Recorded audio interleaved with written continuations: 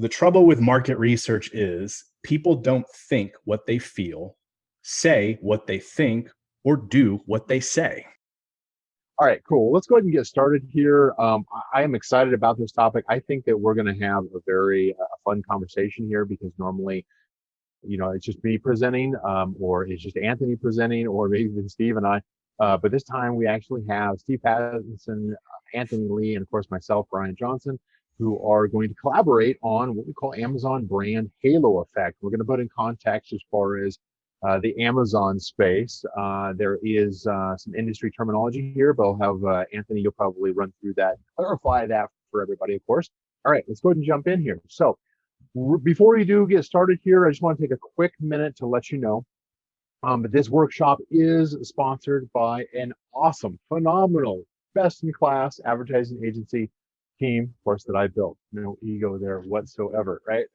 But I know the people that I've got behind me, and we've got an awesome dynamic within the organization. So that includes multi-million-dollar brands, top Amazon insiders, trained, accredited experts in each of their fields with a proven track record of high performance ad management and listing management. So if your brand, this is the pitch, right? We'll get this out of the way here. If your brand is ready to level up your competitive presence and profitability on Amazon, then I'd like to reach out to my team at canopymanagement.com/webinar-offer. That kind of tags it to make sure that we're doing our job correctly as far as bringing awesome new partners into the fold, under the can.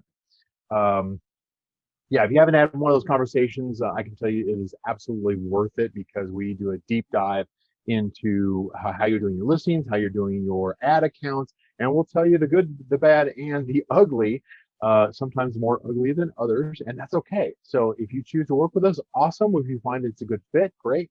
If not, then you've got something to take away. So, do yourself a favor if you haven't already, book a section, basically an audit, I would say, and a discussion with our team just to get some feedback from those who are killing it in this space, which is definitely what our team is doing. Let's go ahead and jump in here. Let me introduce the three of us, just so that those of you who are aware. So my name is Brian Johnson. I go by Brian R. Johnson because it's kind of a generic name, right? So I have in my lifespan on Amazon. Now I've been in e-commerce for over 14 years, but I've been in the Amazon space for over 6 years. And so in this time, I've had the privilege of coaching over 20,000 brands to sell more on Amazon.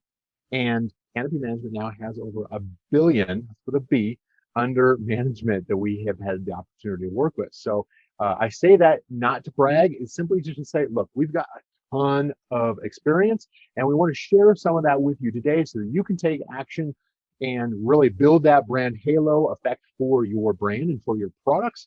If you choose to work with us at some point, awesome. If not, make sure you're taking notes, make sure you're taking screenshots during this workshop so that you've got something you can take action on today, okay? Not next week, today, please. That's the biggest disappointment that we have as speakers, as teachers in this space, is that if nobody takes action, then we failed at our job. So don't let us fail. For some of you who have followed me over the years, you would know that I had founded the Facebook group, Amazon PPC Troubleshooting Group, the PPC Scope software, which was the original Amazon ad platform, sponsored Products Academy 1, 2, and 3, plus a couple of revisions and variations there. And then, of course, Canopy Management, of course, is the one who sponsors this workshop, is our done-for-you multi-service advertising agency, which has a phenomenal team. We hire the best and we retain the best. So let me move forward here a little bit here. Steve Pattison. Steve is the head of our creative services department at Canopy Management. He's one of these guys that is constantly shouted out among our team, among our clients, as you guys just killed it for it. This is amazing. Steve is the reason for that. He's the one who keeps all of his research and his design and creative teams together and moving forward with the project in order to make sure that he gets the results. I can tell you right now, Steve is one of those outspoken powerhouses, and we tease him about it. But he is just a brilliant mind, and I love having him as part of the Canopy management team. He's got over 20 years of experience in retail management and visual merchandising, which is really important for this topic. And of course, is responsible for managing one of our third-party seller accounts that quickly grew from about a little over $1 million to over $5 million. Nice job on that, Steve. And of course, he is the one who designed and leads our teams. Teams is, plural. For listing optimization, we'll get into more detail as far as how you can execute on some of the wisdom that he's going to impart today, and that has helped Canopy to produce for our partners, for our clients, an average of 38% boost in Amazon conversion rates for the product. So glad to have you here, Steve. And then finally, let me go ahead and introduce Anthony Lee. Anthony Lee is a face that you probably have seen for many years. He is now part of Canopy Management. He is our Amazon subject matter expert. So him and I will be bouncing content off of each other all day long, every week. And he's been a speaker, a consultant, a thought leader, as many of you know who have followed Anthony over the years. He is an OG in this space. He is the former chief operating officer for Zonblast, later on turns into Sixleaf. He was one of the top content managers at Helium 10. He was also the CEO of Signalytics. I used to mispronounce that one as Synalytics, but it's Signalytics as I went to be corrected on. Yes. Speaker, teacher, consultant to 6, 7, and 8-figure brands. You also sell your own products as well, as I do. And obviously his emphasis, like mine, has been on the Amazon space, including ranking algorithm, buyer psychology. You wouldn't believe some of the discussions that we get into as far as buyer psychology between the three of us. It is just, we could go for 4 hours on this topic, I'm sure. So this is something we're very passionate about, and hopefully you'll get that. You'll feel that today, and you'll be taking notes and screenshots. Okay. Remember I said that earlier. There's a reason for that. Let's go ahead and move forward here. Steve and Anthony, did you have anything you wanted to add for anybody, or was that sufficient? I think that's great. I'm just here. All right. Yeah, I couldn't follow up. That was a wonderful. Thank you for that intro. Good. Let me go ahead and throw it over.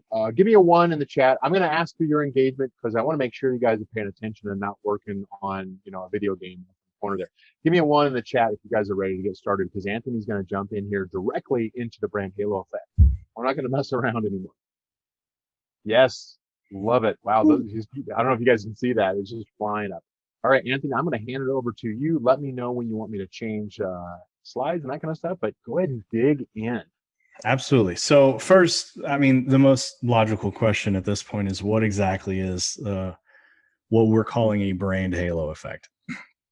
So in the context of Amazon, this is essentially the overarching effect that branding actions have on everything, on customers, on your business as a whole, on your relationship with Amazon and its marketplace. So basically these branding actions, which we'll go into more detail about what those are, it creates a halo effect that positively impacts everything else. Your brand perception, customer satisfaction. I mean, literally your branding and your branding actions can impact customer satisfaction with their purchase. Crazy, right? Also Amazon's perception of your listing, like literally how you interact with the marketplace can be impacted by these actions that we're going to talk about. The effectiveness of your advertising, which I hope Brian spends a good amount of time on, because it's fascinating to learn that these actions can actually impact how much you're paying for customers and your paid media, and the profitability of your product as a whole. See, what we found was that traditional optimization, listing optimization discussions, they just don't go far enough. The thing is having an optimized listing, optimized copy, and really nice photography is expected, right? That's not like, you're not going above and beyond by doing that. That's expected. So what we're here to talk about is like, what are those actions that get you to go above and beyond? All right, I'm done with that slide. All right, so here is the real question, though, that a lot of people ask when we talk about branding. Are Amazon shoppers even brand loyal? Like, we hear it from so many thought leaders and, dare I say, the word gurus in this space, not to spend time with branding activities, because a lot of the data suggests that buyers aren't brand loyal. And actually, self-reported surveys that have been done on this topic confirm that most young millennials and Gen Z buyers who effectively control the market right now, the consumer market right now, most of them report that they're not loyal to a brand. However, people don't know why they do the things that they do. So I don't follow self-reported survey data, because it was a great quote. Actually, I have it written down because I'm gonna make a video about this. I love this. It's from legendary advertising expert David Ogilvy. He said, "The trouble with market research is people don't think what they feel, say what they think, or do what they say." So take that, do with that what you will. But I am a firm advocate of taking the extra thoughtful steps and engaging in these brand activities so you can have that positive impact on your business. All right. And I'm That's a done whole with this. CIA case study by itself, I'm sure. So Right. just in psychology. So cool. All right. All right. So at this point, what we want to do is we want to switch it over to Steve, actually. So Steve, what we're going to have you jump into here is talking about how you can trigger, right, the Amazon brand halo effect, right? Yeah, excellent. So to just follow up on what Anthony just said, I think from my perspective, from the seat that I sit in, customers on Amazon are loyal to brands. They might not be loyal to a brand, but they are loyal to brands. It's a byproduct of our standard listing optimization process. I think that what we do a little differently than anybody else is really focus on branding. If you start with branding and you follow that, then you have a trustworthy listing that's likely to convert. So standard listing optimization byproduct is you're starting to move towards a branded entity on Amazon. Then everything else makes sense. It kind of lubricates all the gears for the rest of the process. So I would say how you trigger the Amazon brand halo effect in your business is to start thinking about your business as a brand entity. Amazon's been making a lot of moves over the years. It started with like just the introduction of A+ content, brand registry. Now you've got manager customer experience. There's all these moves that Amazon is making to say, you know what, we prioritize real, trustworthy, notable brands on our platform. And if you're part of that movement, I think you're going to see a lot more success than if you're just, someone who's sourcing products and, selling them on Amazon. No shame in that game, but I think that's where you get into the trouble of, lookalikes. Everybody else in that space becomes saturated. And what we tend to see is brands who've established the trust with their customer base are going to start elevating, whereas everybody else is just going to race to the bottom of that space from a pricing perspective. So everything we do in our listing optimization process is really based on the fundamental consumer psychology of people want to trust that you're in it for the long haul. They want to feel like you understand them as a customer, and any effort you can make to go that direction is branding. And I think it's easy to just overlook that, but Amazon's placed such a priority on that as being the way forward that I'd hate to see immigrants. I want to make sure that everybody heard exactly. One of the things that you said on there is that you were talking about as far as like race to the bottom. There's a common misconception is that price is what drives the sales, and in some respects that is certainly true for those who are actually searching for price, who are searching for the cheapest option.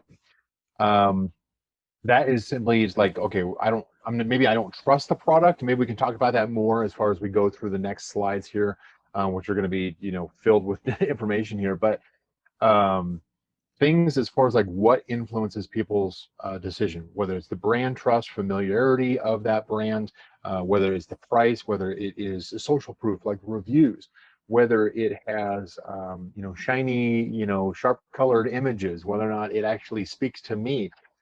Does the brand actually say that they understand my problem in the first place? There's a lot of different factors that can go into that, and you could probably rank those in a way as far as like buyer psychology. And we're going to go through as far as like how to kind of wrap around that. So you're trying to get the majority of audience. You're never going to get 100% of the audience, because some people will have their own particular nuances as far as like they're going to be in a different shopping phase. An example on that would be if somebody has previously bought two cheaper products and they got fed up with them because the quality was bad, didn't meet their expectations, and then you come in with a higher priced product, but you're also coming in with content with a message that says, we've solved the problems that they couldn't solve, then their perception changes, because now all of a sudden they're looking for something that is not the lowest price. You absolutely do not want to get in a race to the bottom. Now, if you're selling face masks or hand cleaner on Amazon, you're probably running into that problem simply because of just sheer volume, hundreds of thousands of competing listings. However, in most product niches, you should be able to charge higher amount as long as you can properly communicate and message, communicate your message to the target audience in order to share with them why your product is better than the next, even at a higher price point. I would like to also chime in here, because we're about to go into slides that kind of give examples of how to implement this. But with regard to the price, because so many people say that, look, I have a good friend in this space that actually conducted a very thorough and extensive survey. And that survey data came back as pretty much the top thing that people claim that they look at when they're shopping on Amazon is price. And again, you cannot trust self-reported survey data, especially when it comes to why the motivations behind why people buy. I personally think price is on closer towards the bottom of the list of priorities. And there's a clear indication of this. Can we all agree that the products that sell the most typically rank the highest on Amazon? Am I correct in that statement? For the most part. For the most part, yeah. Go to Amazon and see how many premiumly priced products there are. Why, for example, does a KitchenAid can opener cost on average about $4 more than the cheapest counterparts? That's the prime example of branding. And why do people buy KitchenAid? It's because they trust the brand. Price, I don't think price is important. Look, if it was, eBay and Walmart would be way bigger platforms than they are. The fact is, people shop on Amazon because even though they claim they're looking at price, they're looking at so many other things. And price is probably very low on the list. And that's the reason why they're on Amazon. And that's the reason why premium price products rank so well and do so well. And so many sellers catapult off of Amazon because of that. Anyway, that was my 2 cents I wanted to add. Yeah, for sure. Now, one of the things that Steve's going to go into here is talking about understanding your audience, establishing your brand, making content easy to skim, showing, not telling, talking about social proof, and talking about consistency. Consistency, actually, I love quite a bit, because one of the two common things that I know from a buyer psychology, from an e-commerce psychology standpoint, is most shoppers usually bounce or leave a product listing for two reasons. They get confused or they have doubt about the purchase. So if you either confuse the shopper, or if you introduce doubt in any way to the shopper, then they're going to bounce. And so part of that is consistency and making sure you're going through and taking the time to clean up your listings, maybe after you've completely redesigned it based on what you learned today. But I'll go ahead and have Steve jump in here and get into it. Yeah. Sounds great. Just right. And this is I would recommend the next 3 slides. Absolutely take a screenshot. Yeah, it's important. So I think from I guess the perspective of becoming more than just a third-party seller at Amazon, if you're in it for the long haul, you really need to start thinking about branding. And that starts with understanding your audience.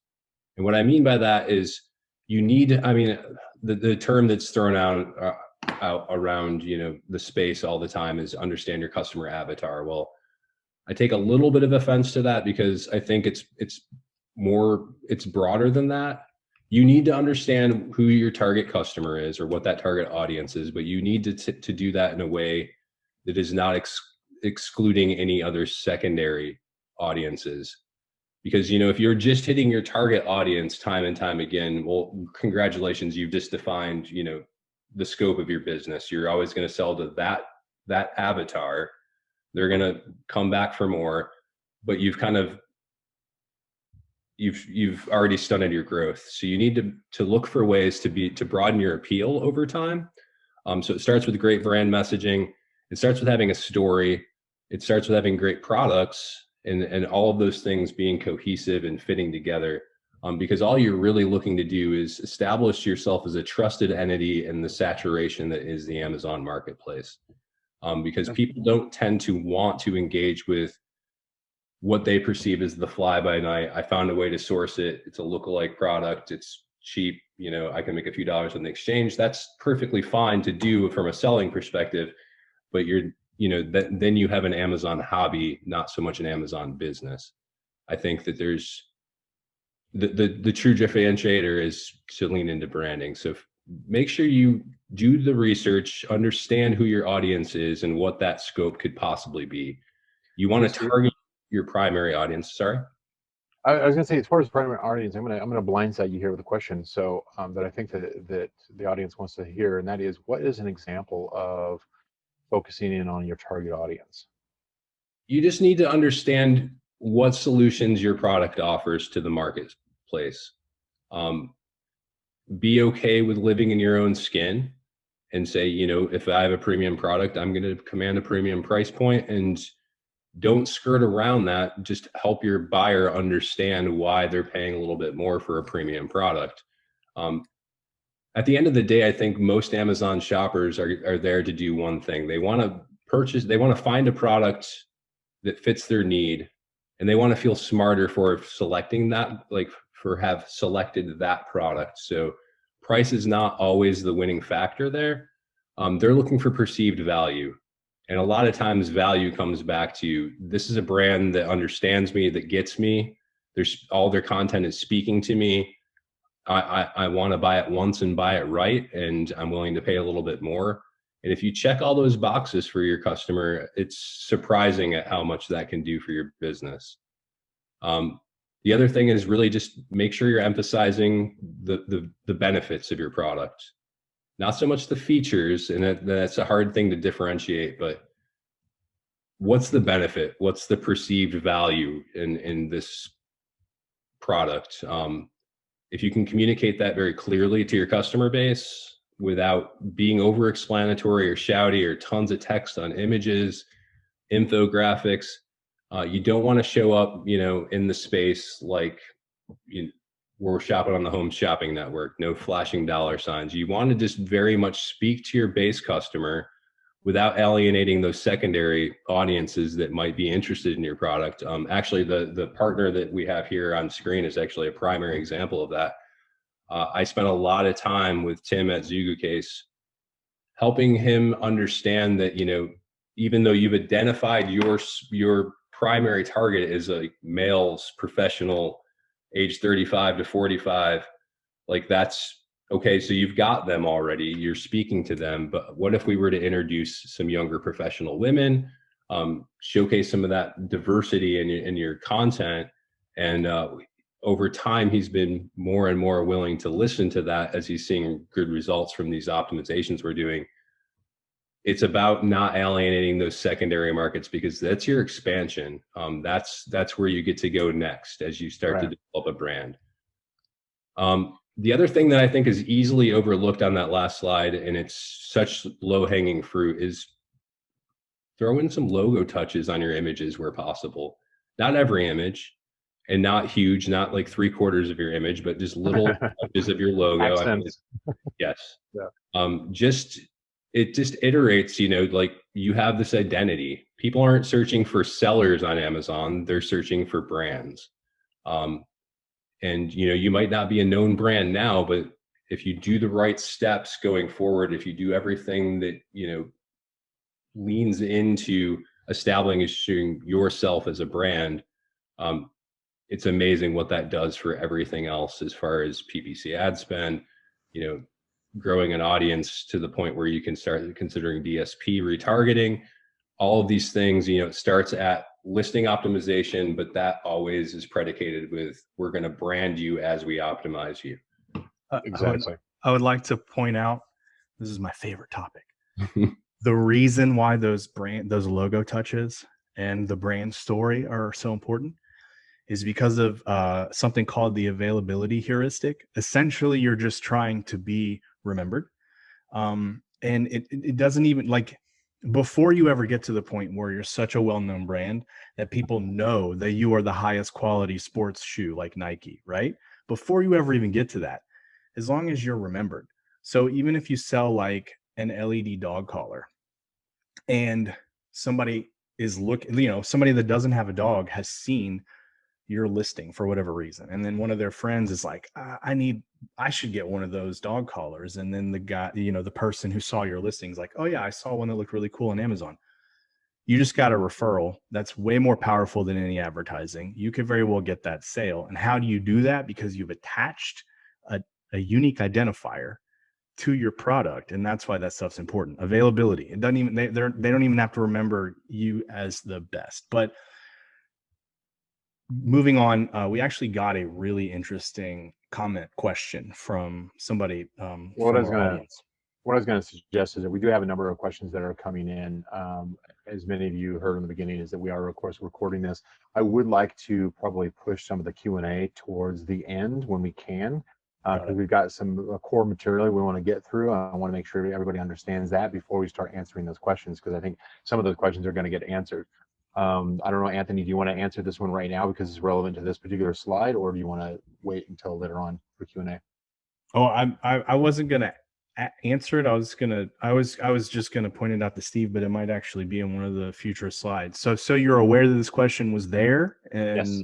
when we hit it, the person was asking how they might be able to convey a justification for a premium price point.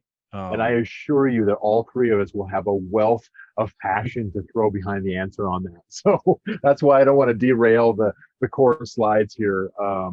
And I think that we can get into actual examples and questions and answers that will be, I think it's going to be a very fun Q&A here.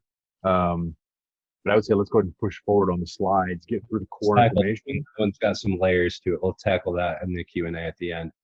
The other important thing to note on this slide is the use of A+ content. I know Amazon has really been pushing over the past 5-6 years, A+ is the greatest thing since sliced bread. And that's really just Amazon saying we want our base of sellers to be more branded.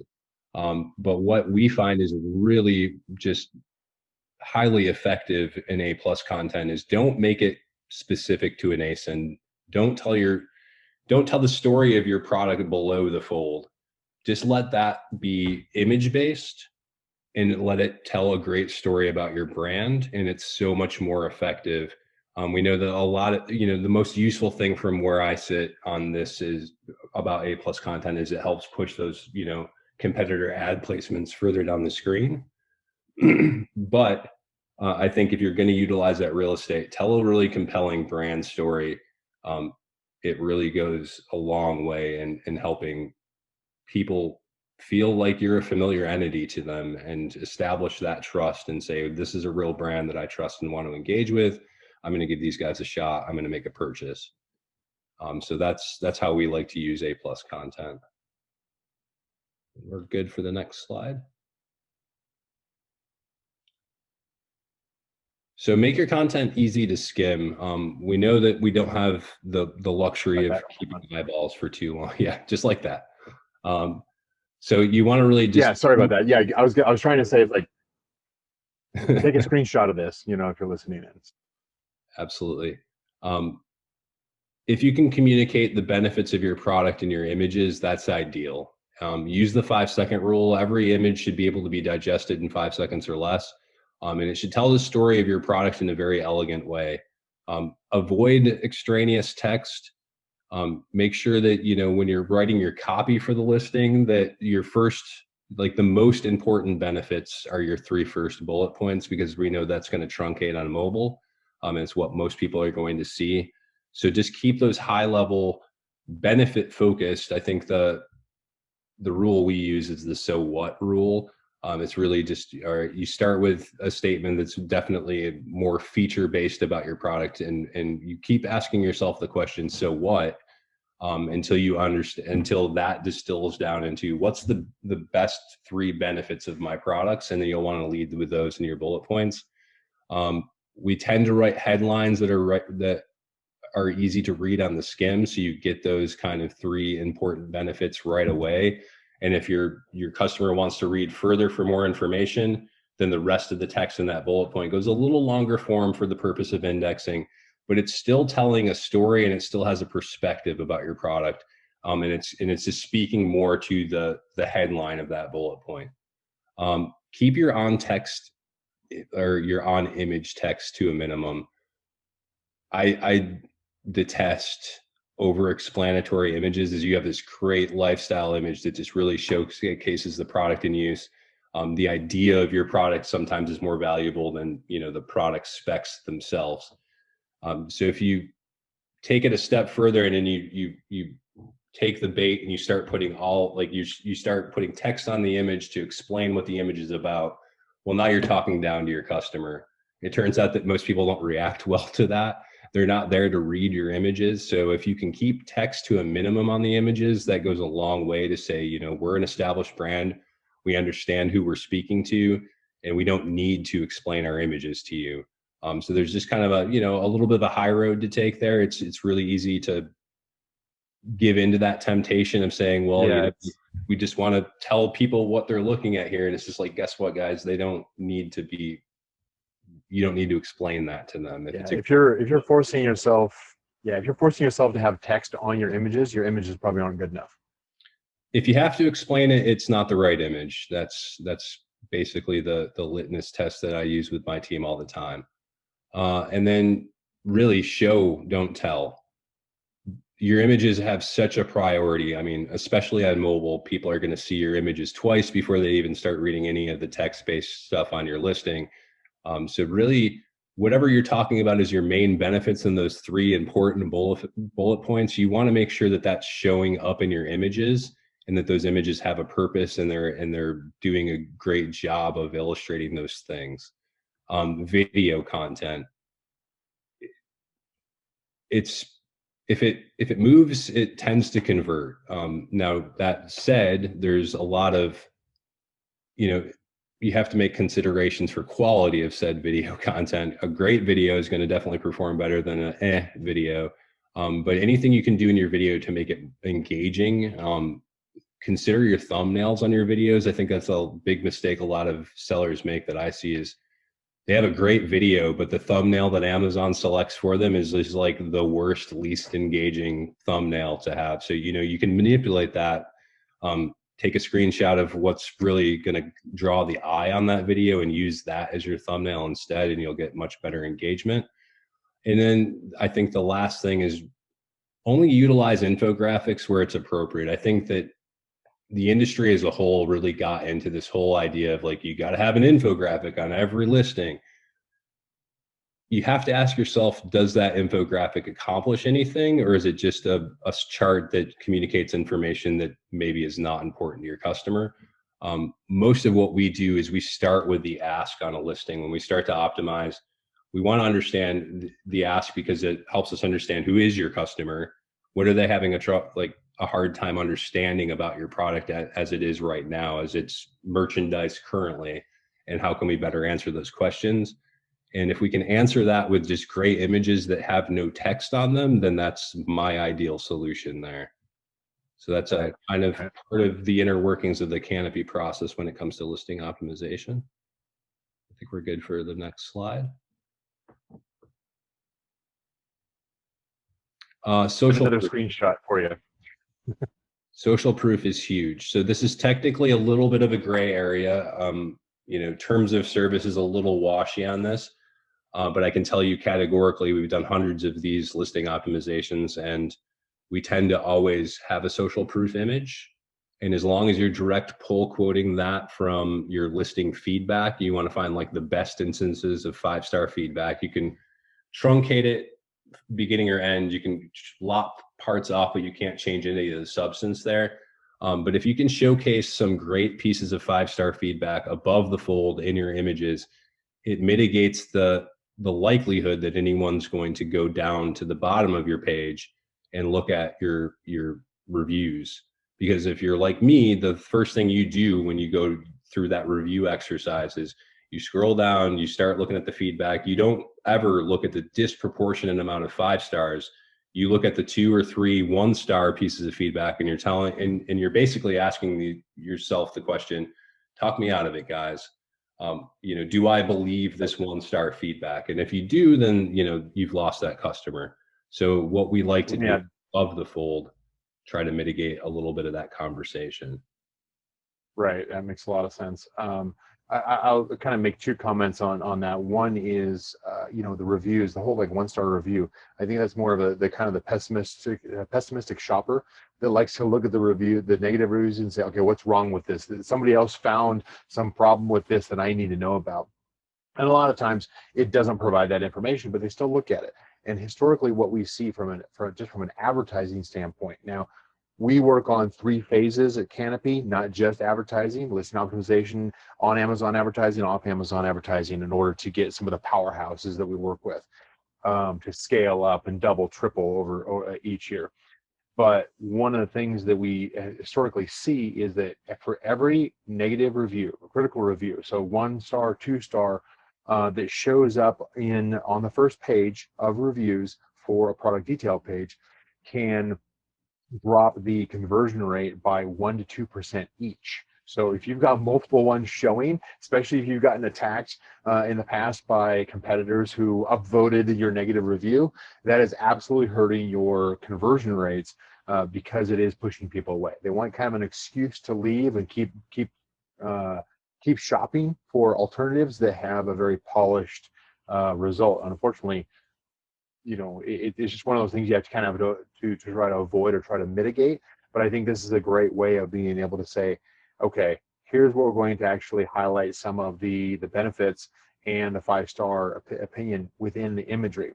Now, this does tie into a question that came in, Steve, regarding the last slide that also applies to this slide. And that is, we're talking about 5-second rule. We're talking about being very succinct as far as trying not to use text on images. And yet we've shown 2 examples where we are using text. And I wanted to clarify that because part of our process is to really dive in and identify what are some of the pain points, what are the pros and cons that shoppers are finding in reviews, in using the product, in order to determine, is there specific information that absolutely has to be there that you cannot take out?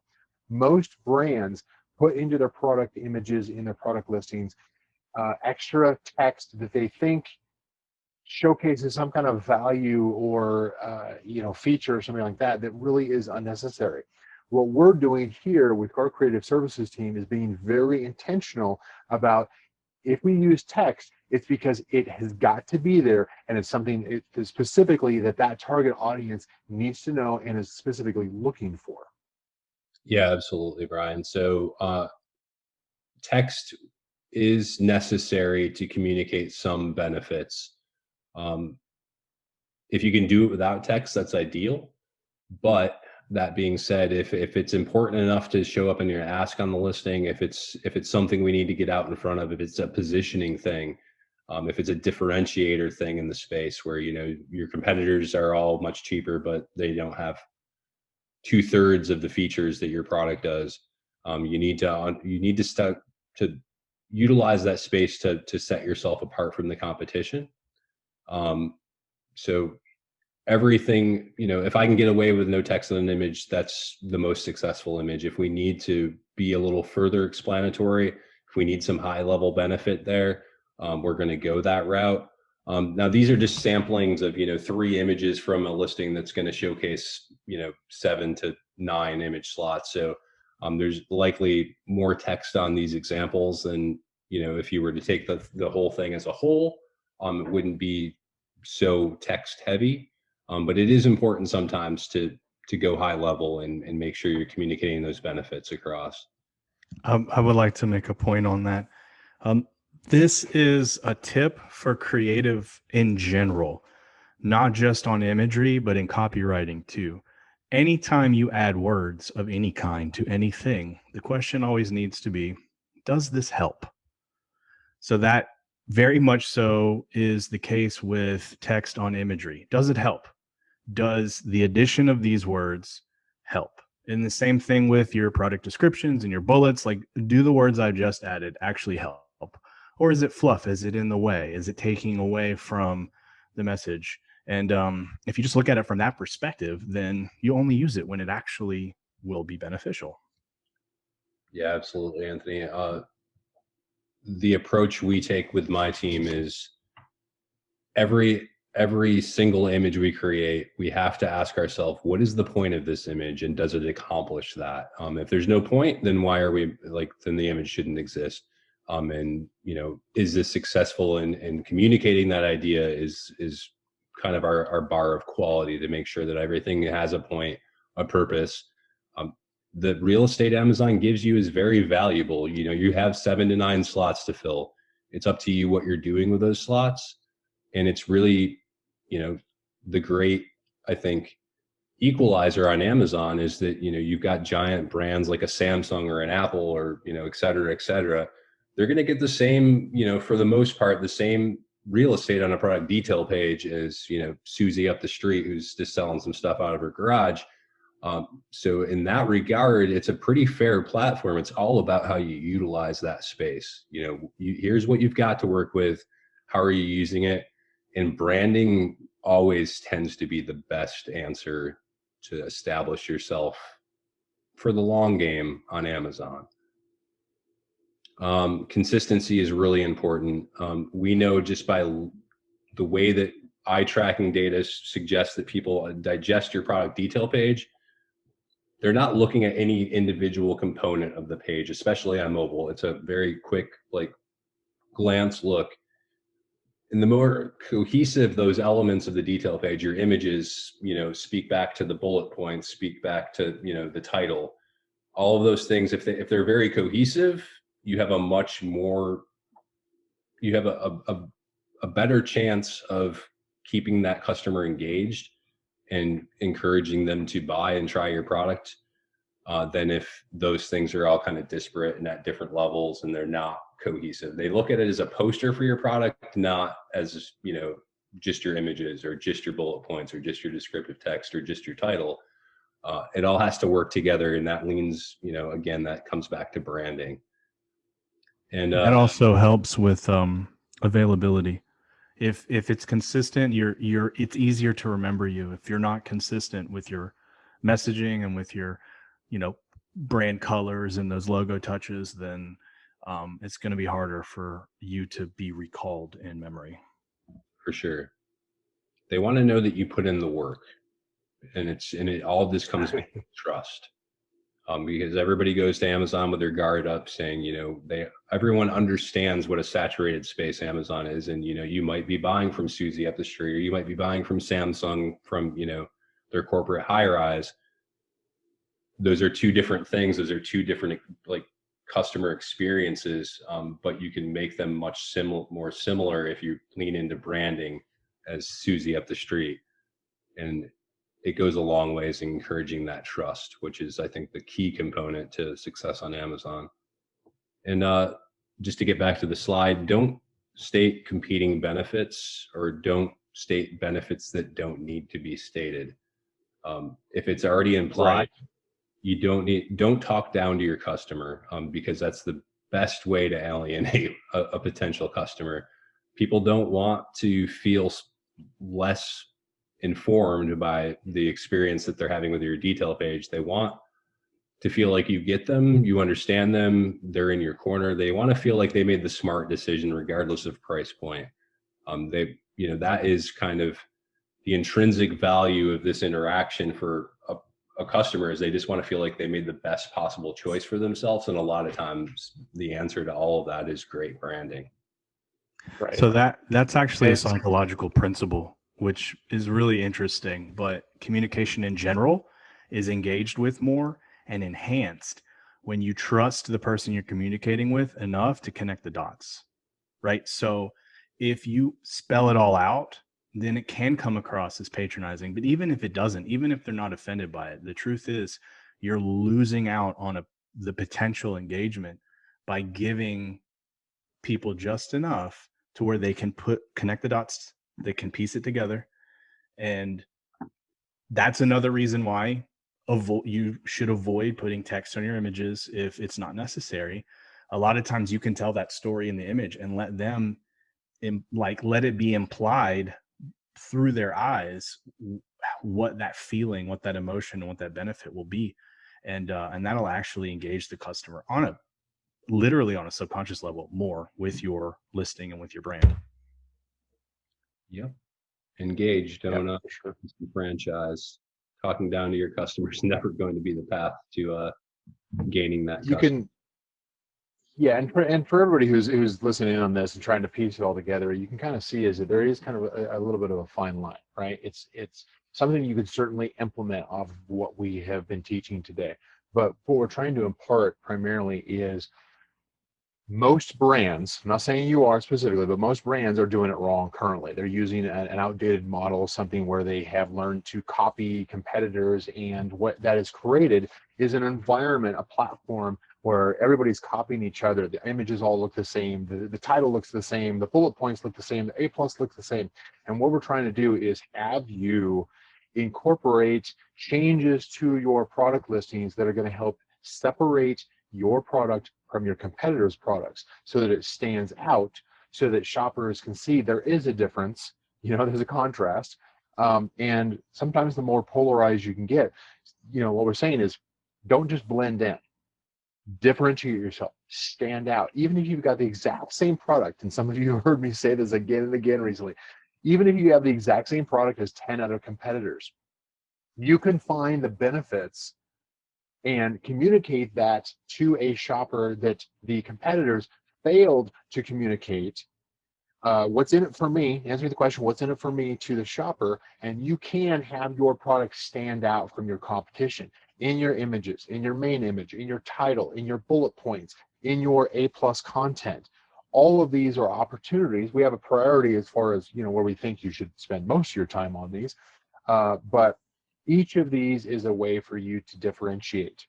And that's going to be a drum you're going to hear me be pounding all the time, is set yourself apart from your competition, differentiate. Even if your product is exactly the same, from the same manufacturer, the same color, same materials, everything, you can find things that are different, that are unique, that are where you can highlight the specific benefit to that shopper that nobody else is doing. That's going to help you set yourself apart. And then real quick, I just want to mention, I'm seeing questions come in the chat. When we get to the Q&A, I'm actually writing them down. So we will answer everything. No worries. That's a lot of writing. All right. I think we've kind of wrapped up this slide here. Yes, Steve? Let's move on.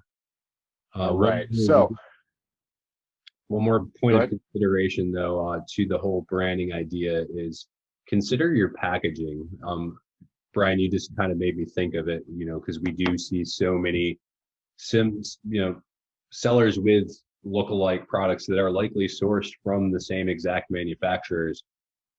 Packaging becomes everything there. It's the first step in branding. It's a real consideration. I mean, just think about yourself and your own personal shopping habits.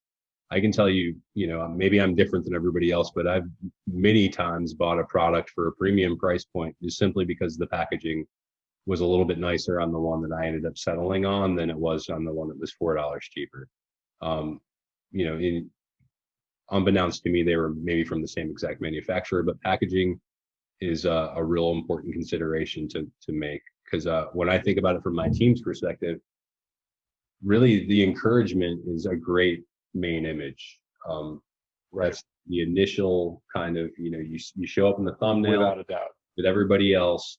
You need to encourage that initial click, and that initial click is wasted if you don't have great content once they land on your detail page. But if you do have great content, you need that initial click to get people to have eyeballs on it. And a lot of times that comes back to great packaging. Right. No, for sure. And kind of a comment on that main image, of course, is that main image is not to communicate as much information as you can to the shopper. You don't have that kind of relationship with the shopper yet. You have that main image in search results. Its primary job is just to grab the eyeball, grab the attention of the shopper in the first place, so they even see your listing, see your title before they even take, because otherwise they're just going to scan right past you. So I can go in. That's a topic I can actually go into a lot more discussion on. But let's kind of shift gears a little bit and talk about how, or kind of wrap this a little bit and say, the brand halo that we're talking about, that we've made recommendations to you, that you screenshotted, you took notes, as far as here's some things that you need to be changing this year, this month, this week in your products in order to stand out from your competition, in order to express the value, the benefits to the shoppers, to really point out to them succinctly. Succinctly is the key word there. Succinctly, what's in it for me if I buy your product. There's a lot of pieces that you can change, but the effect of this, as far as why you should actually do all this work, because it is going to be some work. Why should you actually do this? Create this brand halo effect around your products. Why does it matter to your business? Now, some of the things that it's going to have an effect on is going to certainly be your conversion rate, your overall conversion rate, your advertised conversion rate. Your advertising conversion rate, if you can increase your advertised conversion rate, of course, that's going to drop your ACoS and allow you some more flexibility to be more aggressive on your ads, be able to compete better with some of your competitors, compete better with competitors. There's a novel sentence. So that you can be more aggressive in keyword targeting ads, product targeting ads, especially. This is something that I constantly am coaching on, and that is you've got to get your conversion rate up to the point where it makes sense to run things like product targeting ads. Sponsored display, sponsored product, sponsored brand, product targeting ads don't work as well if you've got a low conversion rate, because you may attract them, and if you don't convert it, it gets expensive. So increasing conversion rate absolutely impacts the ability for your advertising to be successful. And usually it doesn't take that much. Certainly it's going to increase sales. Sales are going to also reflect, of course, over an organic rank. Now, I know there's some chatter going on in the community about like, advertising doesn't impact organic rank. I'm calling BS on that. I'm sorry, because I see it every single day still, is we can move the needle on organic rank through aggressive, very specific advertising. And so part of that has to do with advertising intentionally on highest converting assets, whether that's products, whether that is targets in your advertising, that can move the needle on organic ranking and improve that. Of course, social proof with reviews. The more conversions you get, you're likely to get more reviews, of course, and that's going to help with your social proof, which is going to solve some of the other questions as far as creating, doubt as far as did somebody else actually try this before me. Ultimately, some of you are looking. We've worked with a number of partners who have gone into exit mode, where they want to be acquired by a bigger, by an acquisition house or an investor. And we can certainly help with that, of course, but a lot of what we do naturally goes into that future exit, whether that's 6 months from now, whether that's 6 years from now. Ultimately, you want to continue to build toward that so you can get the highest possible valuation for your brand, for your company, as you can. And you've got to start that with what we're talking about today, and that is listing optimization and creating that brand halo. All right. Anthony and Steve, did you want to add anything to this piece of it here as far as the effect? What am I missing? You're not missing anything, but I'll add on just a little bit to the conversion piece. Because of what I do at Canopy, conversion rate is really, I think, the most overlooked metric in Amazon. It matters so much more than I think any seller gives it credit for. Everyone is inclined to go out and chase more traffic. They think more sessions means I'm going to make more money, and that is true to a degree, but it's fundamentally flawed. You shouldn't be concerned about getting more traffic. You should be concerned about what you're doing with the traffic you already have, and that's really where conversion rate comes in. Amazon, as a company, has one job really, and it's just to showcase a product that's likely to convert on a set of organic search terms. So you've got two ways to be there. You can pay to be placed there, through a PPC strategy. You can bid on those terms, you can get there. But if you're not converting, if they click into your page and the assets are not great, they don't feel branded, they don't feel cohesive, there's no trust there, you're just paying Amazon for the privilege of driving traffic around Amazon, and they'll gladly take your money. But if you convert really high, you can spend a lot less to be placed there, because Amazon really just wants to showcase products that are likely to convert to their customers based on those terms, put it into that search bar. Because every time they make a sale, they're taking their commission off from that. So that's, the two ways that Amazon's operating internally. And if you can fit that model as a highly converting product, you're much better off than spending a ton of money on advertising to drive traffic to something that's not likely going to grab that sale. I want to piggyback on that too, because Yep. Steve's whole point, your whole point was worrying about optimizing the traffic that you currently have, but optimization at this level and conversions impacts everything, including traffic sources. Let me give you an example. A lot of people don't know this, but Amazon, one of the reasons that Amazon cares so much about how well your listing converts is because they care about how it shows up on Google. And the reason they do that is because they know Google tracks your conversions too from their website, which means that if you are optimized and you're converting at a level higher than your competitors, you will not only be shown in more places by Amazon, but you may even also find yourself shown in more places around the internet as a whole, because conversions is what everybody cares about, like at least the owners of these platforms. So that can impact the amount of traffic you get as well. Absolutely. Very good. Now, so it's kind of tie this in too. It certainly is as wrap up as we obviously are saying here. So many of you are already aware, of course, like I've got a strong history from the Amazon advertising, from PPC standpoint, DSP, all these, right? And that is something that I've been a strong proponent on, is using the advertising to your advantage, getting it correctly done, and doing it correctly. Obviously I've put a lot of content and training out there, and I'm live regularly, and I'm constantly involved in the community in order to promote how to do the advertising. But I can guarantee you is we see it again and again where if you dump a whole bunch of money into advertising, that's not going to fix a bad listing. I'm sure you've heard that before, is you're not going to fix a bad product, right? However, you can put the best foot forward on even a bad product, shine it, if you will. But ultimately, if you can increase the conversion rate, creating the brand halo, doing the main image, setting up the main image correctly for product differentiation, setting up an enticing title so that you draw that shopper into your product listing, using the first 3 bullets at least in order to make sure that they understand the value, the benefit, what's in it for me if I buy your product, and then supporting that with those who really want to know, as in the 20% who really want to dig in and get more information. They're going to dig into things like the videos, they're going to dig into the other images, they're going to dig into the A+ content. Those are all opportunities for you to simply just reinforce what you've already said, like, this is the best product you could possibly get. Here's what's in it for you if you own this product. And there we can talk about things like, the 3 videos that you'd put into a product listing, what's in the A+ content, what's in, how do you do the image format, those kinds of things. We can discuss that during Q&A. But I want you to understand, from my point of view, advertising is secondary. Hear me on this.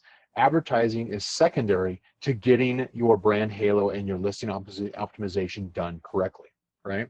Now, obviously, this is something where we are certainly sponsored by Canopy Management. That is the agency, right? So I want to make sure that we're kind of going through this one last time here, and before we get into Q&A and really start talking about your specific examples, your specific questions. So stick with me here. But one of the reasons that we do what we do is we know specifically, we work with a number of clients. We refer to them as partners because we are in it together as far as their growth strategy and their growth plan. but we want to make sure that they are successful. And one of the things that we've learned with working with so many clients, with so many brands on Amazon, is it's not simply just a case of getting one thing right. You can't simply just get advertising correct and have that work. You can't simply just turn on DSP advertising and have it just magically work. There are some exceptions, of course, but what we find is most brands come in and say, you know what, we've done everything that we're supposed to be doing, and we'll come in and say, yeah, but you didn't do them in the correct order. Right? Hold on, wait a minute, that doesn't sound correct. That's part of our audit. That usually that conversation comes into play. We have learned through not only trial and error, but working with not just hundreds of millions, but we're over $1 billion now in revenues on Amazon. We have learned the consistent pattern that we see with those brands who actually exceed, that grow to the point where they get beyond the 30,000, 50,000, 100,000. They get to the 100,000 per month sales range, and then they skyrocket. I mean, just launch from 100,000 per month and start getting up into the millions per month. What we consistently see on that is the sequence. The sequence being what we call the Canopy Accelerator, and that is starting out, of course, with the proper creative services, the proper listing optimization, dialing in this brand halo that we've been teaching you about today, getting the main image correct and differentiated from your products, from your competitors, I mean, getting your product title to not talk to the search engine, but talk to the consumer, actually get them enticed in order to click through to your listing to learn more about your product, setting up your at least your first 3 bullet points, so that they understand within 5 seconds each what each of those benefits are that does something for them. What's in it for me, right? Solve my problem and I'll care about what you're selling. Reinforcing that, if they're into images, if they like the videos, reinforcing that by being succinct. 5-second rule again on the images. On the videos are obviously going to go longer, but there's specific ones that we talk about as far as 3 videos that we recommend that go into each product listing. And then, of course, supporting all of that with the polished Amazon wants and likes to showcase. And that, of course, is your A+ content. Now, Canopy does have a track record. We're not afraid to just throw that out there and say, look, we have, as far as our listing optimization, we have a historical average, just an average of increasing conversion rate by 38% on the product listings that we work with. Some will do less, some will do a lot more. Some will do phenomenal numbers, a lot more. Some of them are a little bit slower to move up to, to higher levels, up to 40, 50, 60% conversion rate, but we get it there. That is part of the level of experience and quality and expertise that Steve and his team obviously aligns. And Steve, I'll let you kind of talk a little bit more about that, but I wanted to make sure that people were reminded, here's actually how you get a hold of our team to have that initial conversation. Alexandria, I'm sure, is probably already put into the chat. thecanopymanagement.com/webinar-offer. We're not actually offering anything other than to have a discussion with you, to see if it's a good fit, to tell you what you're doing right, what you're doing wrong, what you're doing horribly wrong in some cases. And if you want to take that information and run with it, awesome. If you want to have our team, if it makes sense for both of us to work together, even better, right? Because obviously that's something you can take off your plate. Steve, Anthony, you want to add anything to this piece before we jump into the Q&A section? I'll jump in and just say that, I'm really proud of what we've built here at Canopy as far as the listing optimization process. How a byproduct of that is branding.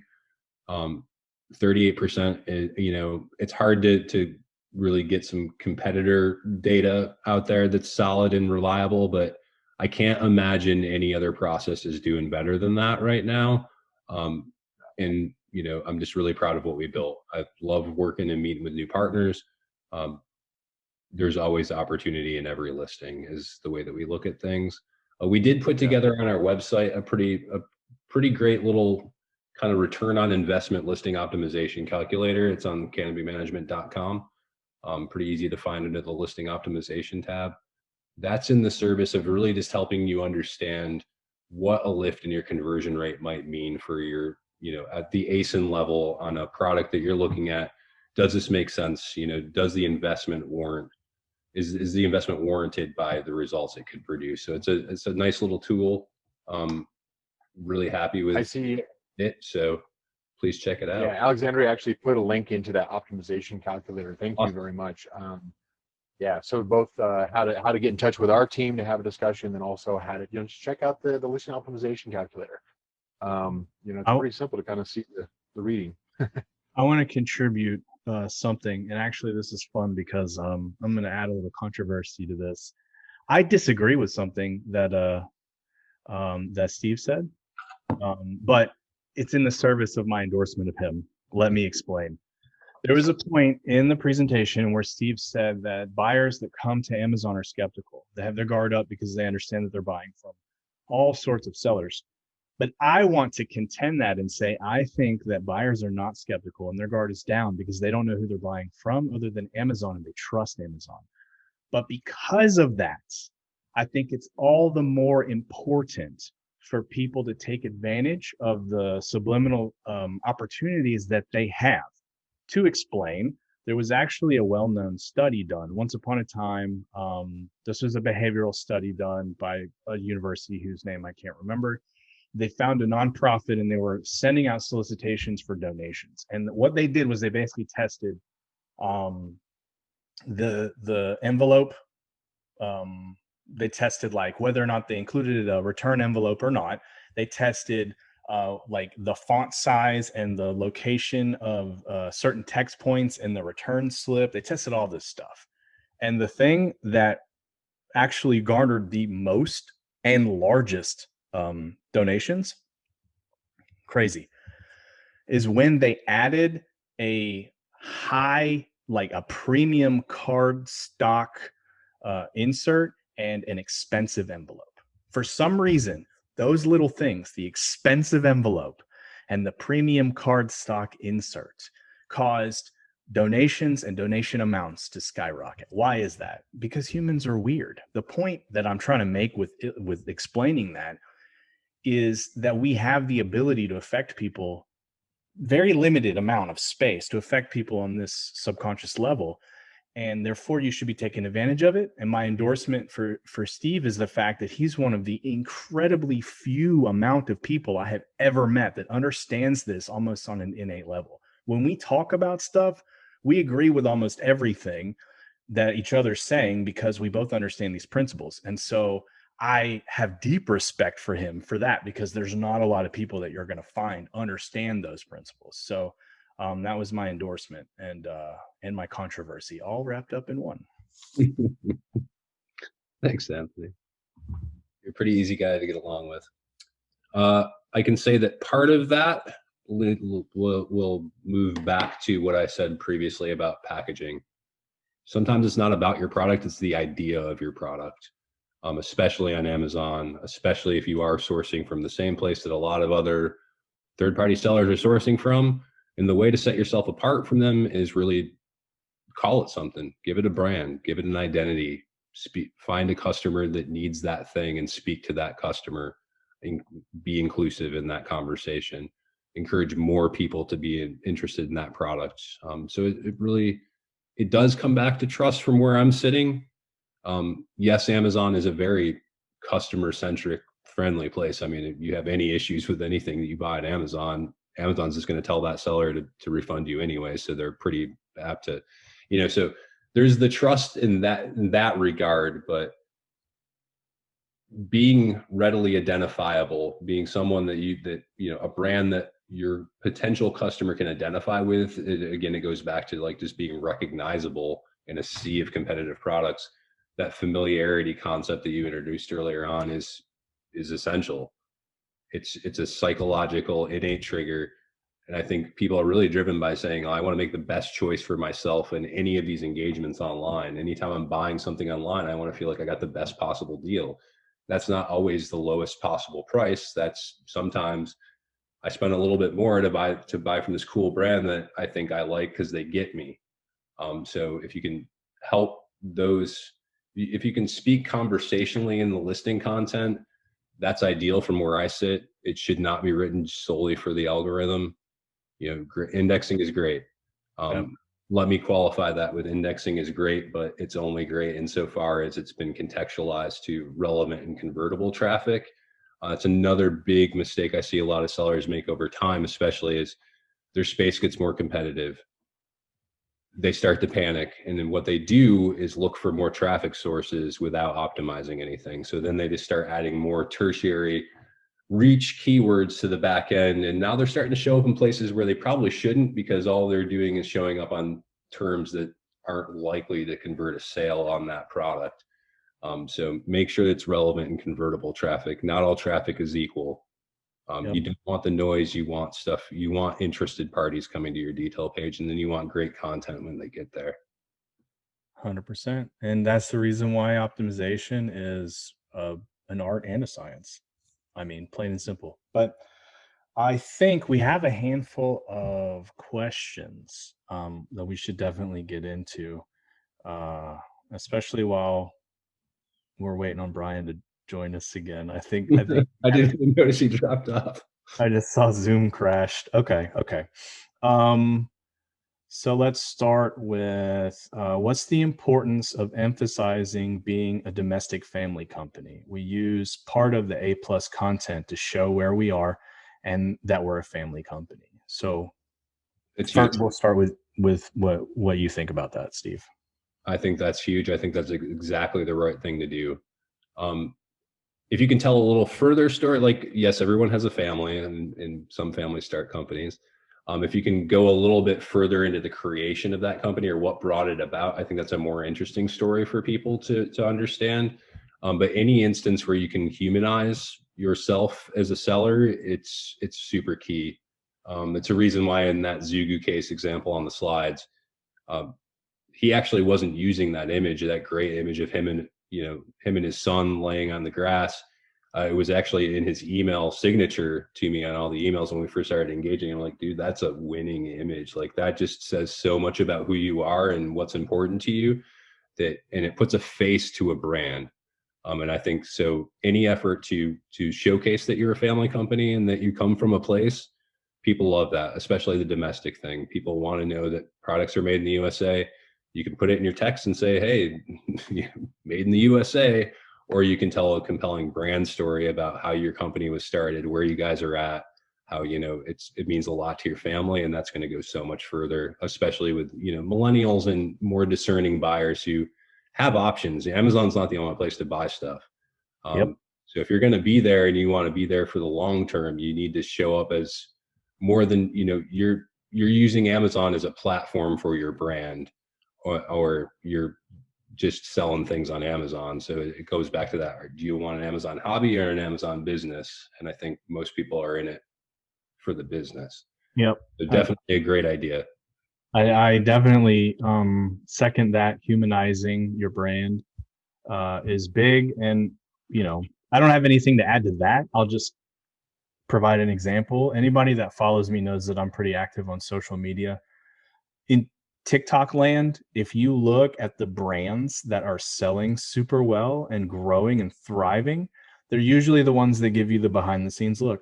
Why is that? Because, like I said, humans are weird, but we like that. We like the humanization behind it. We feel like we draw a connection right there. So yeah, if you tell people, that you, not just that you are a family business, but tell them about your family, people will connect with that. Okay. So the next question, I'm struggling on how to convey the idea that my product is higher quality than my competitors. I've worked really hard to convey it in my listing, but it's hard to convey in the pictures. This should be a premium price product, but I'm struggling to get there. Most of my competitors sell it for much cheaper. What do you think? Branding. So are you suggesting that rather than tackle these are the reasons why this product is better, you could tackle just the fact that you as a brand are more, I guess, relatable, connectable? So basically what you're saying is if you can't win on an exact comparison, you can win by connecting with the audience. Thank you for so elegantly illustrating everything that we're trying to talk about here. Yes. If you're speaking to your audience, you're the right choice for them. If, all other things aside, if you've got an equivalent product and it's really hard to showcase the nuance of the details there, it's really important to lean into the branding or the idea that you understand, like, this seller, this brand gets me, goes so much further than, well, we're better than the competitor because XYZ feature. And before you know it, you've got all this text on your images it just feels desperate at that point. You just start like throwing rocks at competitors, which is, never a great look. We have done images in the past where it's like our product, like fully in focus, looking awesome. The competitors kind of out of focus, soft, grainy, and like the idea is there. We're throwing rocks in a subtle way. But aside from that, I think it's really just believing in yourself and your product and believing in the worthwhileness of establishing yourself as a brand and starting to speak to your customer in a more meaningful way. Is going to get you there faster than, just getting into the fight on the features and the price point. Yeah, I agree. And then to add to that, though, Guys, can you hear me? yes, we can. To Okay, add cool. Yeah, add to that, Zoom crash. I want to also mention, and this is in regards to your last example of showing a comparison. That's actually a psychological advertising principle that has been tested, tried, and true. If you can show a comparison, usually that works. Basically, that serves as proof in the mind that your product does what it says it's going to. And the most effective way to show that your product does what it says it's going to, aside from just demonstrating it, is to show a comparison shot. That doesn't mean you have to drag a specific competitor. Literally, it can be the competition, ours, and then like just show that your sponge, absorbs more, right? Like whatever it is that you're selling, the equivalent of that metaphor. That's actually a super, super effective way to convey that you're premium. So it does work. Okay. The next question was on the social proof types of images. Is it better to have the social proof in A+, or like down at the bottom in A+, or up in your primary images? Above the fold, primary images. 2 reasons. Not everyone's going to look at your A+ content. And if you're doing a great job above the fold, then hopefully they don't. What we tend to see is most people are just looking at that a second or two at the most, and they're only checking there to see if it looks consistent with what they saw above the fold, and it's a brand trust check-in. It's just saying, okay, well, these guys did the work, basically. I trust them. The other reason why it's important not to put that in your A+ content is the rules are a little bit different in A+. The community guidelines that rule A+ content are comically more stringent than what they are above the fold. So you can get away with that image above the fold as long as it's direct pull quotes. One thing to consider with doing that above the fold too is we love those when they showcase lifestyle, and lifestyle usually means happy human beings engaging with your product. Try to avoid having just as many quotes as people in that image, because then it can be construed as this person said this thing, and that's the person in the image.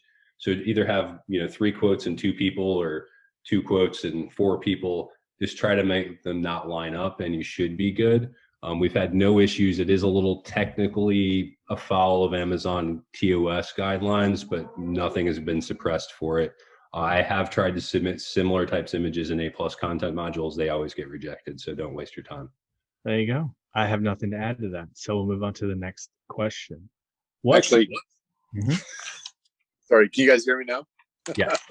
Yep. All right. I am fighting Zoom all of a sudden, so thank you, Zoom. But one of the things I was going to add is that in my coaching sessions, there's 2 questions that I typically have students or clients ask their manufacturer in order to help with differentiating their product. First question is simply just to ask the manufacturer, what is the most expensive step in the manufacturing process, not including packaging or shipping? What's the most expensive step? What's the most time-consuming step? Even if you're selling the exact same product as somebody else and they're selling it for $10 cheaper, you can still lead with, you're basically coming in and you're pointing out something that nobody else is pointing out about your product that you may have even just dismissed because you sourced the product 5 years ago and didn't even think about it. But honestly, you may not even know yourself as far as what is the most expensive, what's the most time consuming step in the process, and highlight the fact. If they had to churn some ingredient 5 extra times or an extra half an hour, point out. Sorry, you're phasing in and out, but that was such a good, like, that's a beautiful example. Thank you for sharing. Yeah, it's astounding to me how many times we work with sellers who don't even really understand what it is about their product that makes it so unique, or they have just a really hard time explaining that. Communicating that to your customers is not always easy to do, especially if you don't have an established kind of brand footing or standpoint or a voice established. And I feel like that's where the art form comes in that you spoke of, Anthony. Like, yes, there is the science and it all starts there. That research is just fundamental to my team and understanding, like, what's the context of this space, who's performing really well, where are the opportunities, where are we positioned in this space.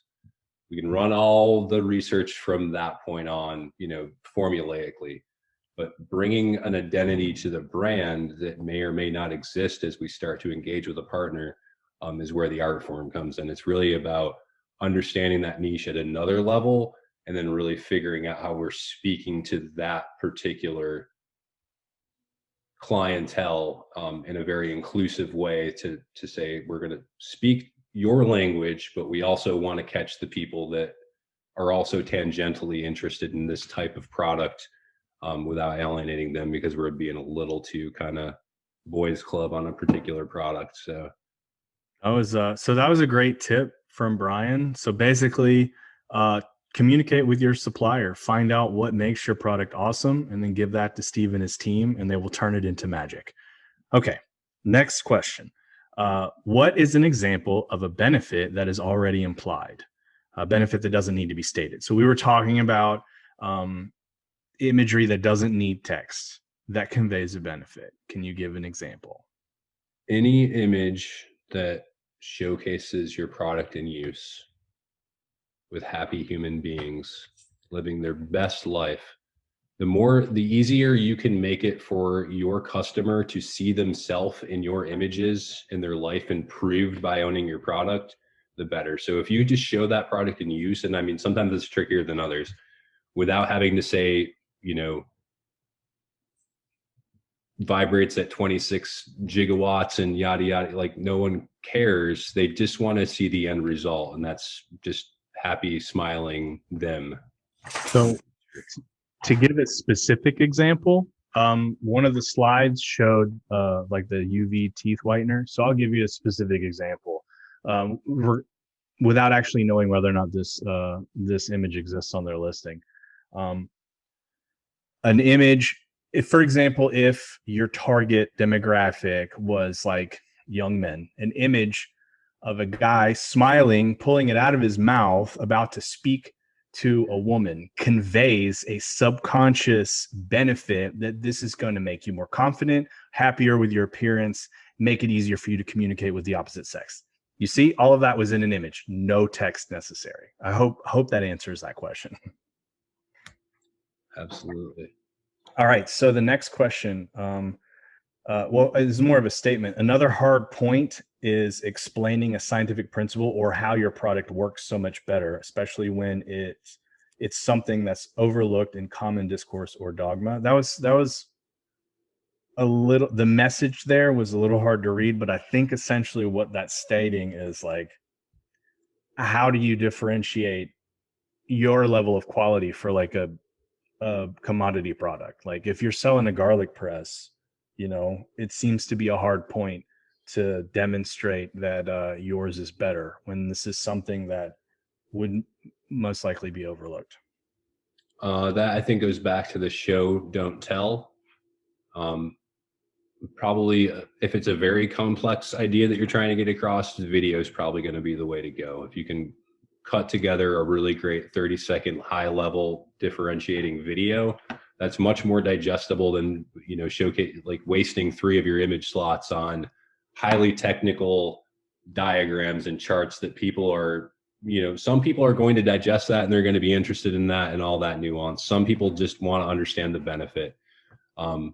So I would prioritize that as a video spot on your detail page and just do a good job of illustrating those things in an interesting way. That's very if you can showcase the differences in motion, then it's sometimes a lot more digestible than 3 different images that convey that same information, and your detail page is better off for it, I think.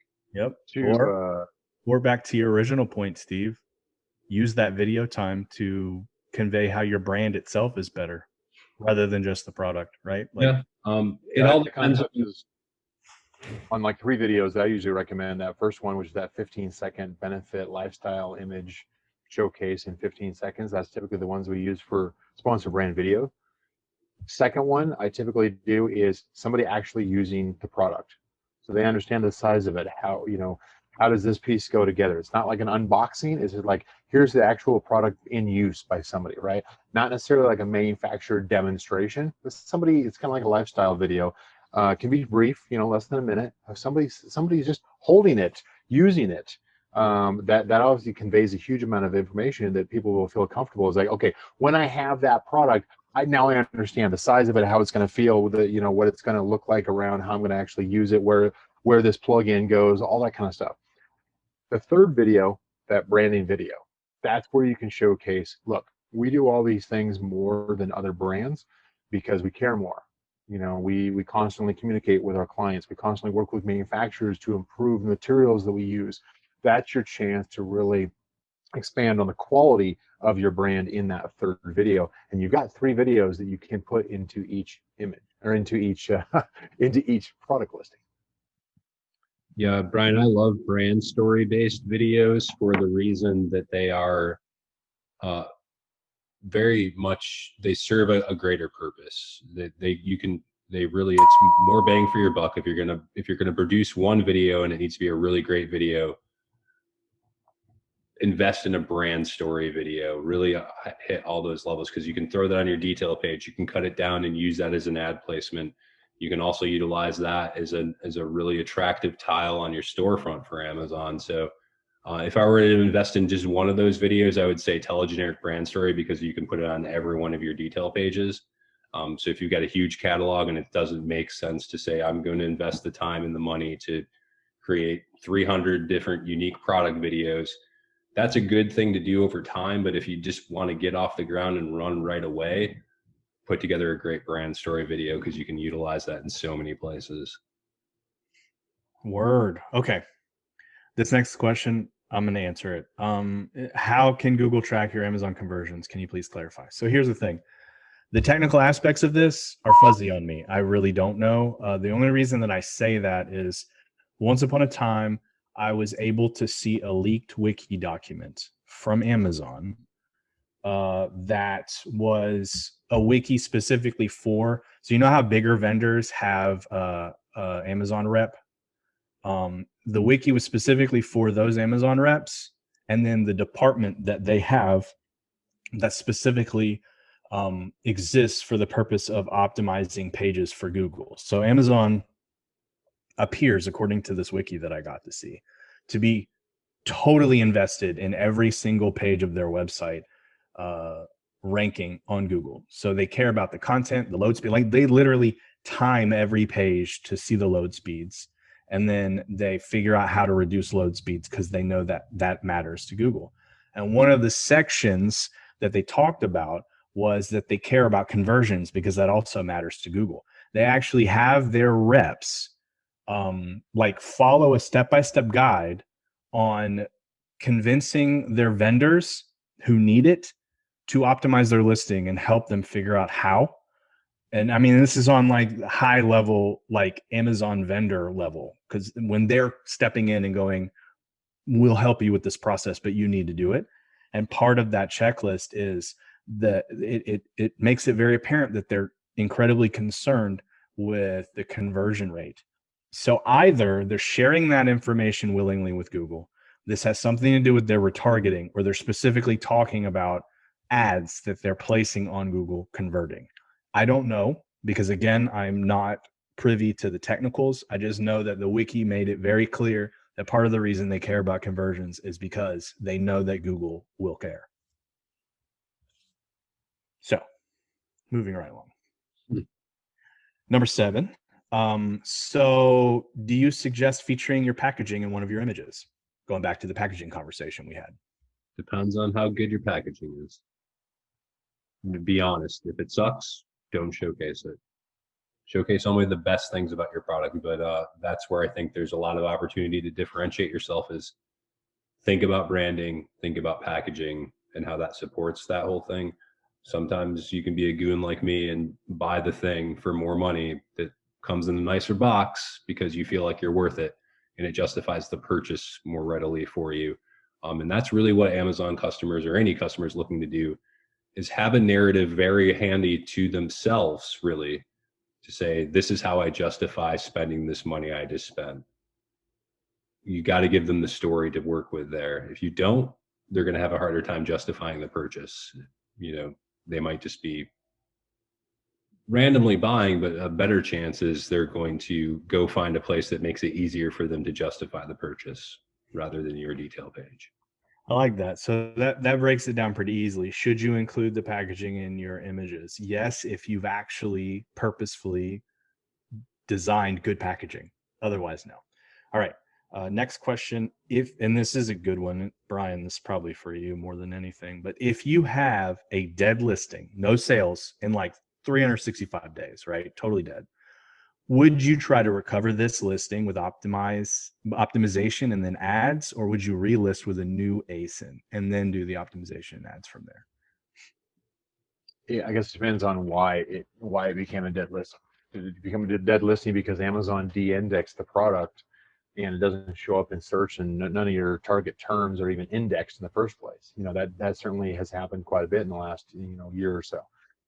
If it was because you had an extended product outage, where you're basically out of stock for an extended period of time, I'd just reboot that same product and just, you're relaunching at this point.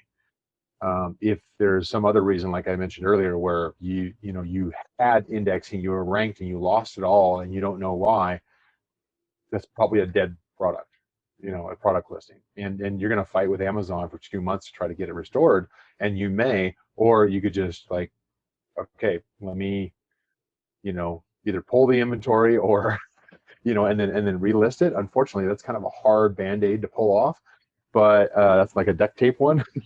But at the same time, we've seen both. We've seen both situations. But in either case, you're basically talking about a relaunch of a product as if you had introduced it for the first time. Yeah. So optimizing ads is important.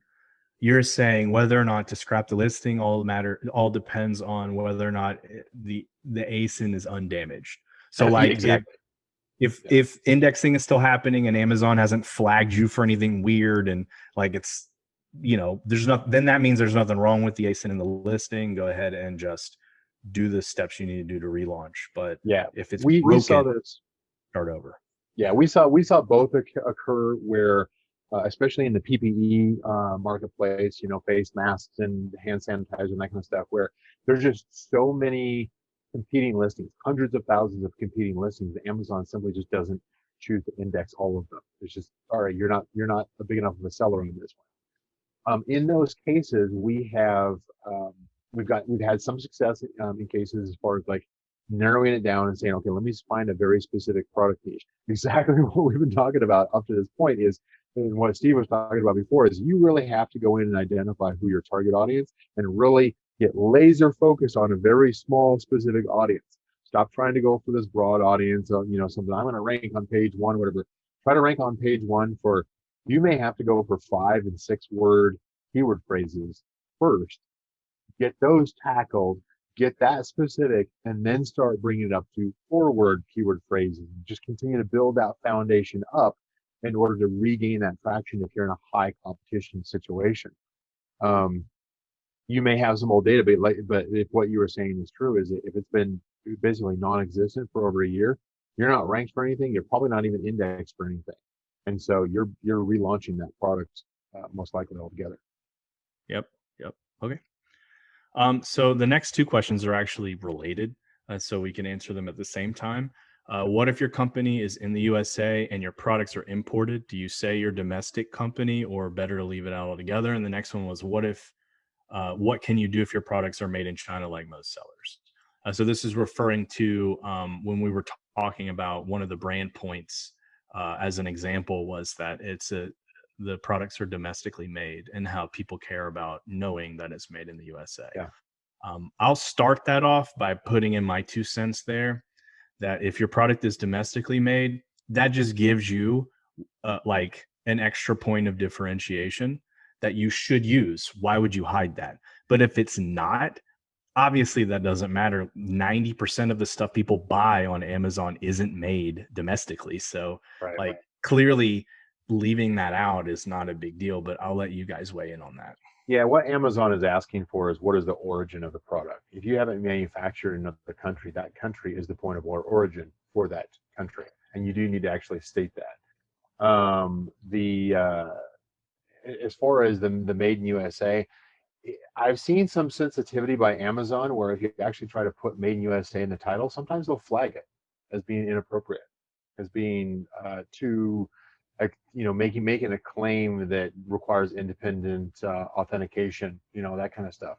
So there's a risk of shouting it too loud, but at the same time, I would definitely, if you actually put it together and manufacture it in the United States, I wouldn't hide that. I would definitely include that maybe in my A plus content, or in my 5th bullet point, or something like that. It's just one of those things that kind of reaffirms, like, oh, that's kind of cool. This one's actually made domestically, or whatever marketplace you're selling in.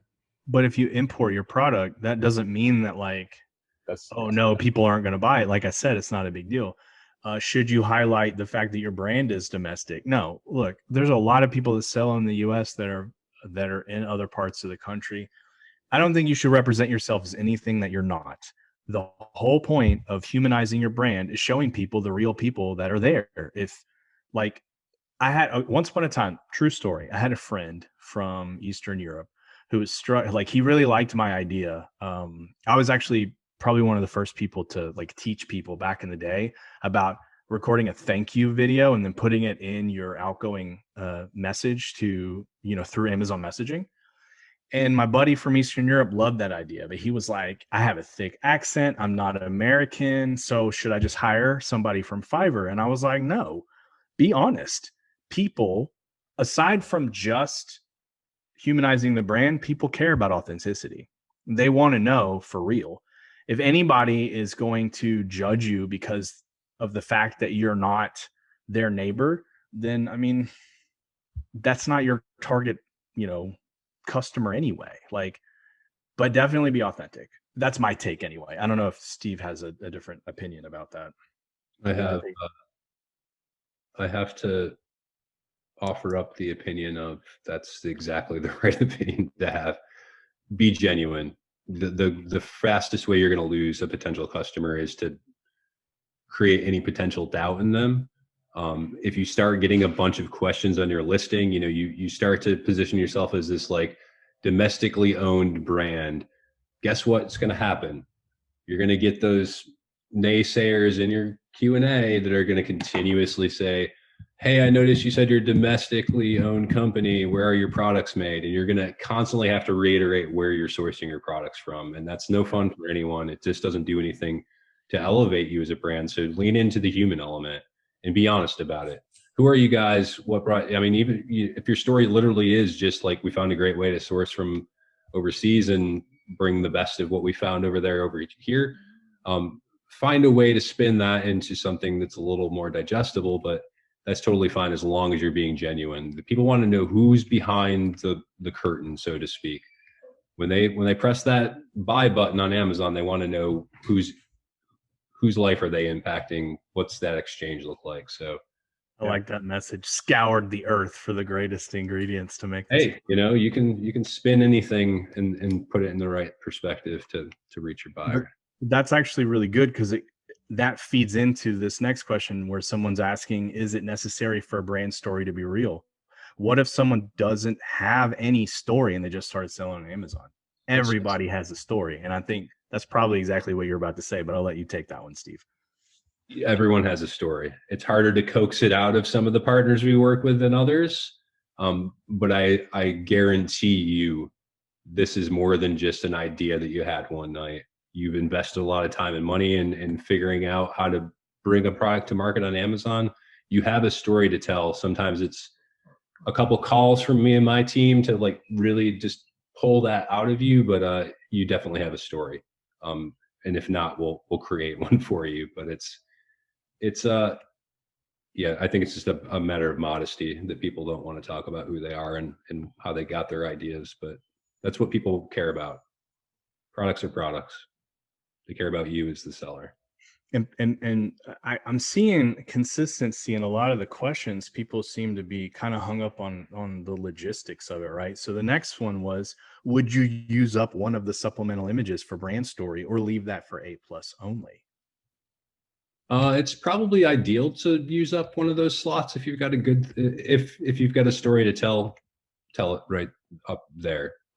Because we know that most of your customers aren't going to look at your A+, so they might not see your well thought out brand story down below the fold. But just make sure that that image is as great as it possibly can be. The same, you know, you have to ask yourself that of any of your images, it's such prime real estate. What's the purpose of this image and does it accomplish that purpose? I think that's a great way to use one of those slots, unless you've got a highly technical product that just needs a lot of like nuanced explanation. Right. Definitely tell a brand story above the fold. But your earlier statement was so spot on.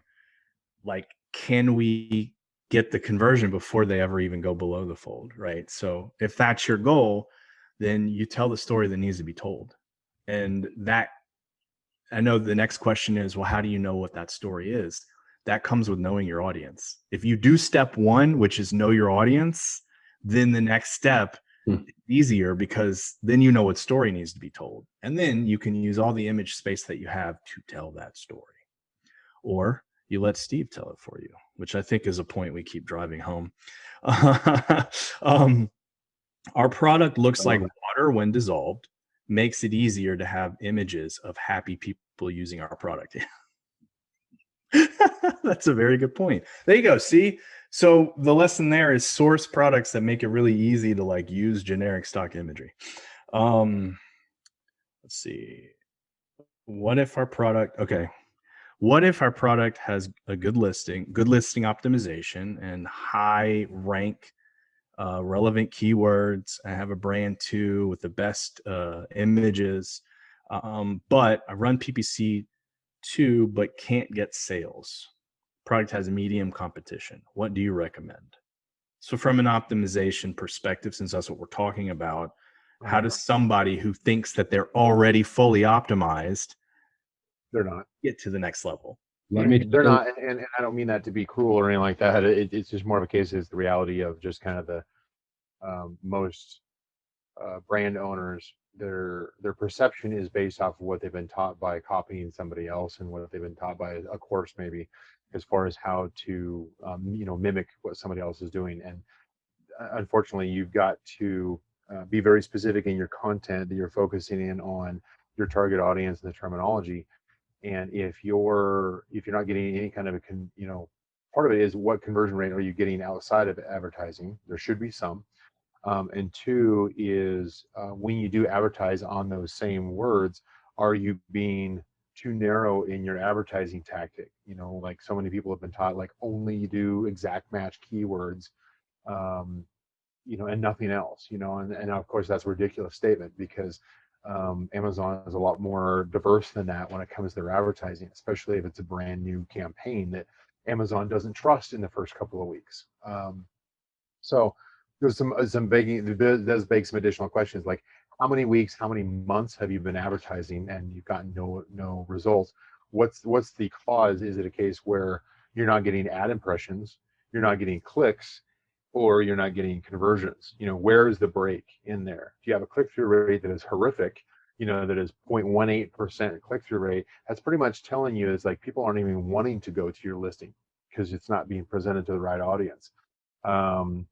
If you got a high click-through rate and you got a very low conversion rate, then you're basically turning them off and pushing them off of your listing because of something that you have in your content that says, don't buy my product for these reasons. That's essentially what's happening if you got a high click-through rate and a very low conversion rate. So usually the advertising is more of a set of metrics that is signaling to you that there's a problem early up the chain, which usually has to do with how are you presenting your product to a specific target audience. Sweet. Steve, did you have anything to add to that? Or did No, I think Brian nailed that right on the head. Nothing to add. Perfect. Okay, so we're closing in on done time. Hard stop. Yeah. There are actually 3 more questions though, but 2 of them I want to address quickly. One was any idea, strategy of launching a product with a price range of $500 to $700.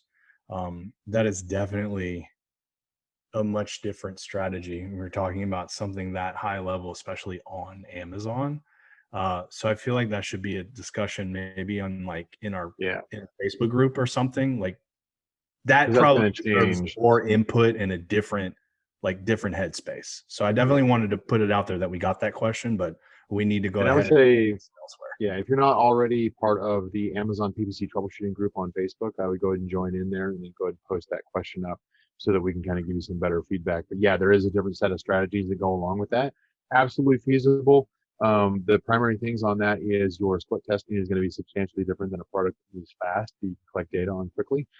Same thing goes with your metrics in general are going to be skewed because you're going to have much lower volume.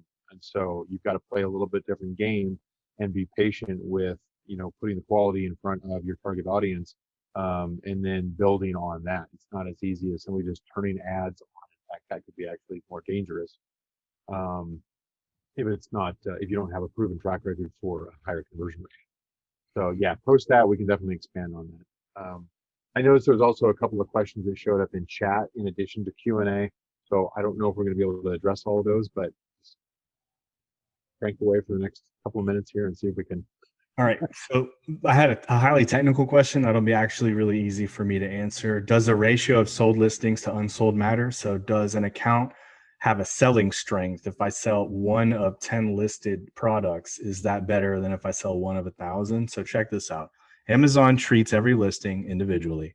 When it comes to the seller account, we've actually done some research on this and found that Amazon likes it when you have more SKUs. Now, granted, they may or may not give you credit for those more SKUs if they're not selling, but across the board, when a seller had 40 or more actively selling SKUs, they tended to have more of those SKUs ranked higher. So, however, that doesn't mean 40 variations off your same product. No. Like if you have 40 individual parent SKUs that are actively selling, typically more of those SKUs are ranking. So Amazon does like it when you have more products. There did not appear to be, because I've had clients who've had lots of SKUs that weren't selling at all, like 1 unit a piece, that did not appear to have a negative impact. So it does look like Amazon cares about individual listings, but they also care about large active sellers as well. Hopefully that answers your question. Last question, and then I think we got to stop. Do you care about unit session percentage as a metric? Oh God, that's the first thing I look at. That's the number one thing that I look at every time. Before advertised conversion rate, I'm going to look at USP. Unit session percentage is your overall conversion rate, and it's on a per product basis, and it's the first thing I look at inside of business reports in the ACE in detail. I look at the number of sessions, and I look at the unit session percentage, and first of all I compare all the products. If there's multiple products, I compare to see which one does the seller probably think is the hero product because it's just a volume of sales, and what is the product that's being underappreciated, that isn't being seen yet has a much higher conversion rate. So yeah, USP without a doubt, because that also gives me a baseline of where should my advertising conversion rate be at. It should be similar, or close to your USP, your overall conversion rate. And if it's not, it's because of a targeting issue. It's because of the way that the ads are set up correctly or incorrectly. So yeah, definitely important. A lot of care. All right. That's all the questions I got, Brian. All right, cool. Well, I'm going to close this out here. So thank you very much, Anthony Lee and Steve Pattison. Thank you. I really appreciate you guys jumping on here with me today. I think this was awesome. I think we're going to have future discussions because I think it's something we can definitely open up with. For like we mentioned, is that if you've got some additional questions, first and foremost, make sure you get that conversation over with our Canopy team over on canopymanagement.com. If you're not part of Amazon PPC troubleshooting group on Facebook, go ahead and join in there, and then post your question, follow-up question that we may have not got a chance to expand on enough or even address in the first place. We'll try to jump in there. And of course, check out that listing optimization calculator that we've got up on Canopy Management. That's pretty cool, definitely relevant to this. We will send out the replay to all of you who attended or all those that registered within, usually it's within 2 or 3 days, and it'll expire in a week. So make sure that you get a chance to take a look at that. Gentlemen, thank you very much. Any closing comments? I really appreciate the opportunity to have this conversation. I hope that we can again. I want to encourage everybody to, you know, join that Facebook group and like let us know if you like this format, if you want us to have more of these conversations and what those topics should be, because this was super fun for me. Yeah. Steve? Yeah, I just want to chime in with exactly what Anthony just said. This was a super fun format. I hope everybody enjoyed the content. I'd love to do more of these and get some more kind of, just want to know what the topic should be going forward. And I think, I hope we've done a good job of establishing why a brand is really important to consider, or branding in general, as you navigate the waters here on Amazon. Exactly. All right, gentlemen. Thank you. And thank you, everybody who attended today. Make sure you shout us out on social media, whatever that favorite group is, that you got some value out of this, and especially that you're taking action on what you've learned today. Have a fantastic week.